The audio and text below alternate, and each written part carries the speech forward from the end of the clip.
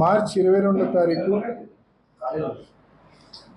వడగళ్ల వాల వలన ఈదురు గాలుల వలన లింగాల మండలంలో అపారమైన అరటి పంట నష్టం జరిగింది. మరి ఆ తరుణంలో మార్చి 24వ తారీఖున జగన్మోహన్ రెడ్డి గారు ఆ గ్రామాలన్నీ కూడా తిరగటము, ఆ గ్రామాల్లో అరటి పంట నష్టం ఆయన గమనించటము, నష్టపోయిన ప్రతి రైతుకు కూడా మార్చి 22వ తారీఖు జరిగిన నష్టం ఏదైతే ఉందో ఆ నష్టపోయిన ప్రతి రైతుకు కూడా పార్టీ తరపున కూడా వీలైనంత వరకు సహాయం చేస్తామని చెప్పి జగన్మోహన్ రెడ్డి గారు ఆ రోజు అనౌన్స్ చేయడం జరిగింది. మరి అనౌన్స్ చేసిన విధంగానే అధికారుల దగ్గర క్రాప్ లాస్ ఎన్యూమరేషన్ ఏదైతే హార్టికల్చర్ వాళ్ళు, రెవెన్యూ వాళ్ళు క్రాప్ లాస్ ఎన్యూమరేషన్ చేసినారో ఆ క్రాప్ లాస్ ఎన్యూమరేషన్ డేటాను మరి ఇప్పటికే జగన్మోహన్ రెడ్డి గారికి పంపించడం జరిగింది.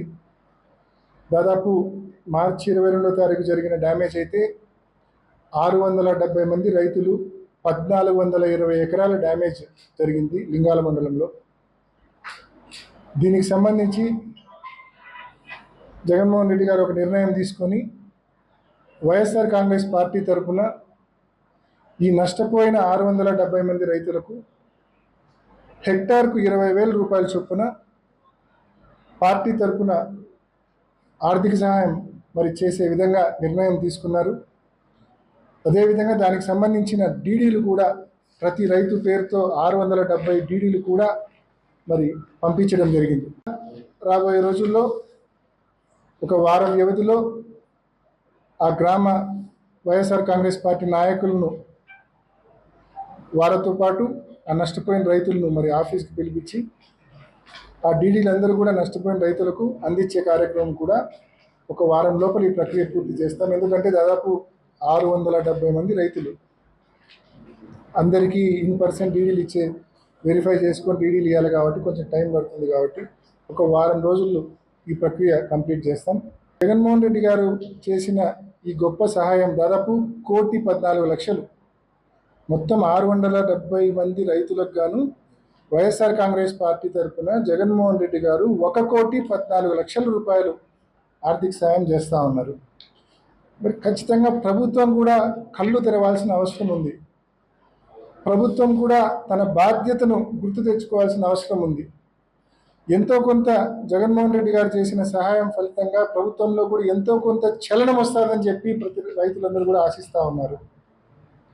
నిజంగా ప్రెస్ మీట్లో కూడా ఆ రోజు మాట్లాడినప్పుడు జగన్మోహన్ రెడ్డి గారు స్పష్టంగా చెప్పినారు, నష్టపోయిన ప్రతి రైతుకు కూడా ప్రభుత్వం నుంచి ఇన్పుట్ సబ్సిడీతో పాటు పంటల బీమా కూడా అందించాలి అని చెప్పి గట్టిగా గవర్నమెంట్ని కోరడం జరిగింది. అంతేకాకుండా పులివెందుల నియోజకవర్గంలో పులివెందుల టౌన్లో అరటి రైతులను ఉద్దేశించి దాదాపు 500 మెట్రిక్ టన్నుల కెపాసిటీ ఇంటగ్రేటెడ్ కోల్డ్ స్టోరేజ్ను గడిచిన ప్రభుత్వంలో జగనన్న ప్రభుత్వంలో నిర్మించడం జరిగింది. దాదాపు 26 కోట్ల రూపాయలు ఖర్చు పెట్టి నిర్మించడం జరిగింది. ఈ ప్రభుత్వం వచ్చి 1 సంవత్సరం అవుతుంది, దాదాపు 11 నెలలు అయింది. మరి అది గత ప్రభుత్వంలోనే ఎన్నికలకు ముందు ఓపెన్ కూడా చేయడం జరిగింది.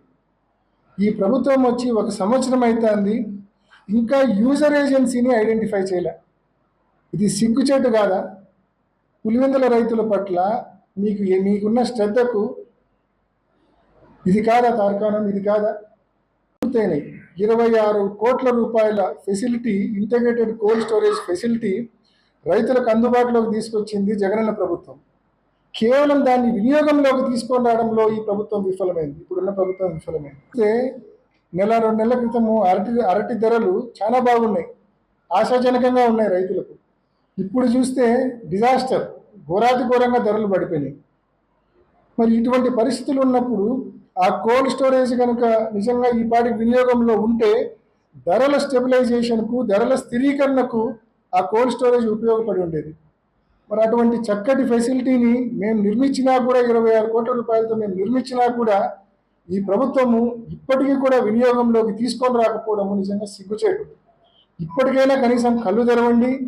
ఏదైతే నష్టపోయిన రైతులకు మేము ఇన్పుట్ సబ్సిడీ, పంటల బీమా డిమాండ్ చేస్తున్నాము, అదేవిధంగా కోల్డ్ స్టోరేజ్ని వినియోగంలోకి తీసుకున్నామని అడుగుతున్నాము. ఇప్పటికైనా కళ్ళు తెరిచి ఇవన్నీ కూడా ఫుల్ఫిల్ చేయండి, రైతులకు అండగా నిలబడండి అని చెప్పి ఈ ప్రభుత్వాన్ని డిమాండ్ చేస్తూ ఉన్నాం. కోల్డ్ స్టోరేజ్కి సంబంధించే కాదు, అదేవిధంగా దాంతోపాటు అన్నింటికంటే బాధ కలిగించేది మెడికల్ కాలేజ్ చూస్తే 50 సీట్లు మంజూరైనాయి మనకు లాస్ట్ అకాడమిక్ ఇయర్లో. వచ్చిన సీట్లు వద్దని చెప్పి వెనక్కి రాసి పంపించినారు. 350 కోట్ల రూపాయలతో బిల్డింగ్లు పూర్తయినాయి. కాలేజీ వచ్చిన సీట్లు వద్దని చెప్పి వెనక్కి రాసి పంపించినారు. ఈ సంవత్సర కాలంలో ఆ మెడికల్ కాలేజీకి సంబంధించి, ఆ కొత్త ఆసుపత్రికి సంబంధించి ఏదైనా ఒక ఘనకార్యం తెలుగుదేశం ప్రభుత్వం సాధించింది అంటే అది మహానుభావుడు డాక్టర్ వైఎస్ రాజశేఖర రెడ్డి గారి పేరును తొలగించడం. ఆయన పేరును తొలగించినారు. ఎంత నీచం చెప్పండి, తొలగించారు. అంటే ఈ ప్రాంతానికి 6 సార్లు ఎమ్మెల్యేగా, 4 సార్లు ఎంపీగా, ఒకసారి రాష్ట్రానికి ముఖ్యమంత్రిగా, రెండోసారి కూడా ముఖ్యమంత్రిగా అయి దురదృష్టవశాత్తు ఆయన చనిపోతే అటువంటి మహానుభావుడి పేరు పులివెందులలో ప్రభుత్వ మెడికల్ కాలేజీకి పెడితే ఈ ప్రభుత్వం యొక్క రాక్షసానందం ఒకసారి గమనించండి.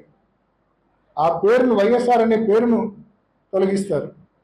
నాటికే పులివెందుల వాటర్ గ్రిడ్ పనులు, పులివెందులలో ప్రతి ఇంటికి తాగునీరు అందించే ఉద్దేశంతో జగన్మోహన్ రెడ్డి గారు దాదాపు 2021లో 500 కోట్ల రూపాయలతో ఆ ప్రాజెక్టు శంకుస్థాపన చేసినాడు. పనులు మొదలైనాయి. ఎన్నికల నాటికి 65% పనులు కూడా పూర్తయినాయి. పెండింగ్లో ఉన్న 35% పనులు కనీసం 1% కూడా మళ్ళీ ప్రోగ్రెస్ లేదు. కేవలం ఆ 65% పూర్తయిన పనులకే ట్యాంకుకు పైపుకు మధ్య ఉండే కనెక్షన్లు ఇప్పుడు ఇచ్చే ప్రయత్నం చేస్తుంటారు. దానికి మేము నీళ్లు తెచ్చినామని చెప్పి మళ్ళీ గొప్పగా చెప్పుకునే ప్రయత్నం చేస్తుంటారు. ఈ ప్రాంత అభివృద్ధి పట్ల మీకు ఏమాత్రం శ్రద్ధ ఉందో నిజంగా అర్థమవుతా ఉంది. మెడికల్ కాలేజీ అయినా, గండిలో ఆంజనేయ స్వామి టెంపుల్ అయినా ఈ జిల్లాకే తలమానికం. అవి ఈ జిల్లా పట్ల, ఈ జిల్లా ప్రజల పట్ల, ఈ జిల్లా సమస్యల పట్ల మీకు ఎంత మాత్రం చిత్తశుద్ధి ఉందో ప్రతి ఒక్కరికి కూడా అర్థమవుతా ఉంది. పులివెందుల పేరు చెప్తే, కడప పేరు చెప్తే అభివృద్ధి, సంక్షేమం గుర్తొచ్చేటి. ఈరోజు పులివెందుల పేరు చెప్తే, కడప పేరు చెప్తే జూదం తప్ప ఏమీ గుర్తుకు రావడంలా. ఈరోజు టీడీపీ హయాంలో అక్రమ ఇసుక మైనింగు, అక్రమ వెరైటీస్ మైనింగు, జూదము, దొంగతనాలు, ఇవి తప్ప మన జిల్లా పేరు చెప్తే ఏమీ గుర్తుకు రావడంలా. విపరీతంగా జూదంలో డబ్బులు పోగొట్టుకుంటా ఉన్నారు చాలా మంది. రోజు కొన్ని వేల మంది జూదంలో డబ్బులు పోగొట్టుకుంటా ఉన్నారు. ఆ పోగొట్టుకున్న డబ్బు రాబట్టుకోవడానికి కేబుల్ దొంగతనము, గోల్డ్ దొంగతనము, ఇష్టం వచ్చినట్టు. No law and order. పోలీసులు ఎంతసేపు పొలిటికల్ పోలీసింగ్. కేవలం వైఎస్ఆర్ కాంగ్రెస్ పార్టీ కార్యకర్తలను వేధించడానికే పోలీసులు ఉన్నారు. దొంగతనాలు జరిగితే పట్టించుకోరు, జూదం ఉన్నా పట్టించుకోరు. లా అండ్ ఆర్డర్ అనేది పూర్తిగా గాలికి వదిలేసినారు. ఈ మాదిరి ఇవాళ జిల్లాలో పోలీసింగ్ ఉంది. మరి ఇప్పటికైనా పోలీసులు కళ్ళు తెరవాలా, కళ్ళు తెరిచి సీరియస్గా లా అండ్ ఆర్డర్ను అదుపులో పెట్టుకోవాలా. జిల్లాలో విడిగా జరుగుతా ఉన్న ఈ దొంగతనాలను అదుపులోకి తీసుకొని రావాలా. జిల్లాలో విడిగా జరుగుతున్న ఈ జూదాన్ని అరికట్టాలని చెప్పి పోలీస్ శాఖను, ప్రభుత్వాన్ని గట్టిగా డిమాండ్ చేస్తూ మరొకసారి నష్టపోయిన ప్రతి రైతుకు కూడా ఇన్పుట్ సబ్సిడీ, మరియు నష్టపోయిన ప్రతి అరటి రైతుకు కూడా ఇన్పుట్ సబ్సిడీ అందించాలా, అదేవిధంగా పంటల బీమా కూడా అందించాలని చెప్పి ప్రభుత్వాన్ని మరొకసారి డిమాండ్ చేస్తూ ముగిస్తున్నాం. Thank you.